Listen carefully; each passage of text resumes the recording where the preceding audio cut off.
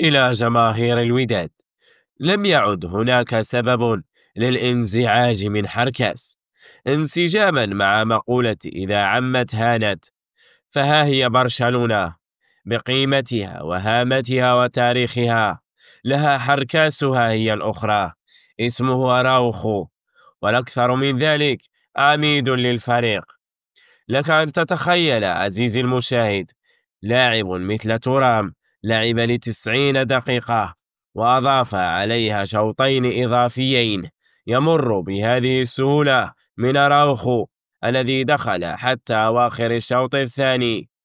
حتى في هدف التعادل للإنتر أراوخو كان بجانب مسجل الهدف، لكن ثقل حركته منعته من الوصول للكرة أمام لاعب يبلغ من العمر 37 سنة. المهم، أراوخو وحركاس وجهان لعملة واحدة: أداء كارثي، سوء في التغطية، ثقل في الحركة، وسهولة للمراوغة. والغريب أنهما كلاهما عميد في فريق كبير من قيمة الوداد والبرصا.